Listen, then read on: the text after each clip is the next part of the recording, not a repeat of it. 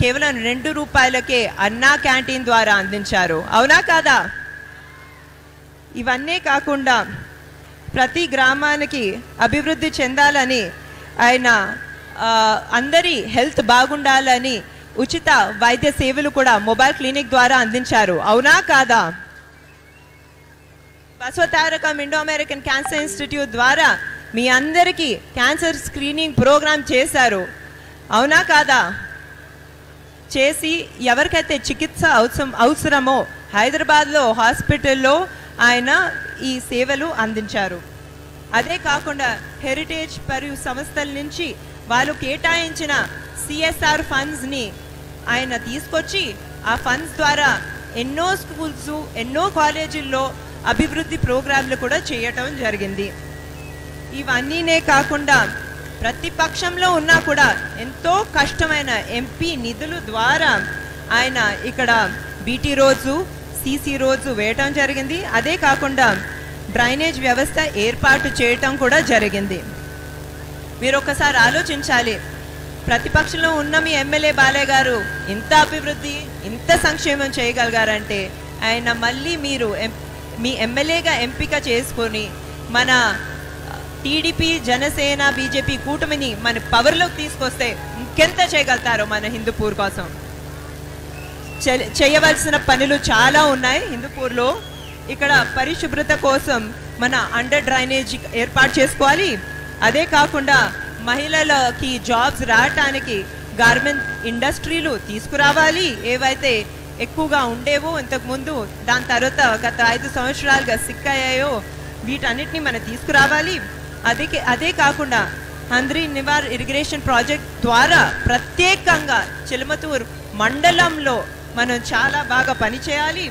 అదే కాకుండా చేనేత పరిశ్రమ, ఇక్కడైతే మహిళలు చాలా అందమైన చీరలు చేస్తారు, చాలా డిజైనర్ చీరలు కూడా చేస్తారు.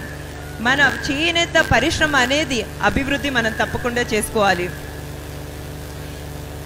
మీరు ఆలోచించాలి, ఇన్ని సంవత్సరాలుగా మన బాలకృష్ణ గారు సినిమా రంగంలో కానివ్వండి, రాజకీయాల్లో కానివ్వండి, సేవా రంగంలో కానివ్వండి, ఇంత స్పీడ్గా ఆయన ముందుకెళ్తున్నారంటే అది కేవలం మీ అందరి ప్రేమాభిమానాల వల్ల, మీ వల్ల.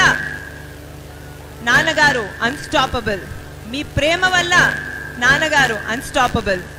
ఎంతో మంది ఆయనకి చెప్పడం జరిగింది, మీరు సినీ రంగంలో ఇంత సక్సెస్ఫుల్గా ఉన్నారు, ఇన్ని సంవత్సరాలైనా కూడా మీకు ఇటువంటి రాజకీయాలు ఎందుకు, ప్రత్యేకంగా ఇంత దిగజారిన కక్ష రాజకీయాలు ఎందుకు, మీరు హ్యాపీగా సినిమాలు చేసుకోవచ్చు, మీరు హ్యాపీగా అన్స్టాపబుల్ షో చేసుకోవచ్చు కదా అని. ఆయన చెప్పేది ఒకటే విషయం, హిందూపూర్ అనేది నేను పుట్టిన గడ్డ లాంటి చోట. నేను హిందూపూర్ని భారతదేశంలోనే ఒక మోడల్ నియోజకవర్గంగా తీర్చిదిద్దుతాను అని చాలా డిటర్మినేషన్తో చెప్పటం జరిగింది. ఇప్పుడు తెలుగుదేశం పార్టీ నేను ఇంతకుముందు చెప్పినట్టు ఎప్పుడు మహిళల గురించి మహిళా సాధికారత గురించి ఆలోచించే పార్టీ.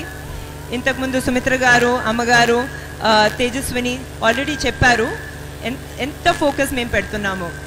మీరందరూ బాబు గారి సూపర్ 6 చూసారు, అవునా కాదా? నిన్న రిలీజ్ చేసిన మేనిఫెస్టో చూసారు, అవునా కాదా? అందులో మహిళల మీద ఎంతో ఫోకస్ పెట్టడం జరిగింది, అవునా కాదా? ఇప్పుడు కొన్ని పథకాల గురించి చెప్పాలంటే ప్రతి మహిళకి ప్రతి నెల 1500 రూపాయలు ఇవ్వటం జరుగుతుంది, ఇది గ్యారంటీ. అదే కాకుండా ప్రతి విద్యార్థికి 15,000 రూపాయలు ప్రతి సంవత్సరం ఇవ్వటం జరుగుతుంది. మీకు 2 పిల్లలు ఉంటే 30,000 రూపాయలు మీ పిల్లల విద్యకి దక్కుతుంది. ఈ రెండే కాకుండా బస్ రైడ్లు మీ అందరికీ ఫ్రీ. ఇదే కాకుండా ఏడాదికి 3 గ్యాస్ సిలిండర్లు ఫ్రీ. ఇవన్నీ కాకుండా కళలకు రెక్కలు అనే ఒక ప్రోగ్రాం ద్వారా ఎవరైతే యువతులు పై చదువులు చదివి లేకపోతే వేరే కోర్సులు చేయాలనుకుంటున్నారో వాళ్ళందరికీ వడ్డీ లేని అంటే 0 వడ్డీ లోన్లు ఏర్పాటు చేయడం జరుగుతుంది. ఆ లోన్కు గ్యారంటీ కూడా మీ చంద్రబాబు నాయుడు గవర్నమెంట్ ఇవ్వటం జరుగుతుంది. ఇదే కాకుండా చాలామంది డ్వాక్రా మహిళలు ఇక్కడ ఉన్నారు, ఆశా వర్కర్స్ ఉన్నారు. అదే కాకుండా మన అంగన్వాడీ కార్యకర్తలు కూడా ఉన్నారు. మీకు ఎన్నో బెనిఫిట్లు ఇవ్వటం జరుగుతుంది. అదే కాకుండా మిమ్మల్ని బలోపేతం చేయటానికి కమిట్మెంట్ కూడా ఇవ్వటం జరిగింది. ఇప్పుడు ఇవన్నీ మీకు తెలుసు, తెలుగుదేశం పార్టీ గురించి మీకు తెలుసు. అదే కాకుండా మా కుటుంబం మరియు హిందూపూర్ మధ్యన ఉండే ఆ బలమైన బంధం గురించి మనందరికీ తెలుసు. ఇదే కాకుండా ఎన్బికే గారు, మన బాలయ్య గారు హిందూపూర్లో ఎంతో కృషి చేస్తున్నారు మనందరికీ తెలుసు. మన టీడీపీ బాబు గారి సూపర్ 6 గురించి మనకందరికీ తెలుసు. మన హాయిగా ఉండొచ్చు అని మనందరికీ తెలుసు. అయినా కూడా ఇవన్నీ చెప్పడం చాలా ముఖ్యం. ఎందుకంటే ఇక్కడ మనం చూస్తున్నాం చాలా వేడిగా ఉంది, ఎండలు బాగా ఎక్కువగా ఉన్నాయి. మీరందరూ చాలా బాధ్యతగా వెళ్ళి ఓటు వేస్తారు, లైన్లో నుంచి ఓటు వేస్తారు. కానీ మీ చుట్టూ కొందరు ఉంటారు, ఎవరైతే చాలామంది వేస్తున్నారు కదా, మేము ఓటు ఎందుకు వేయాలి అని అనుకునేవాళ్ళు.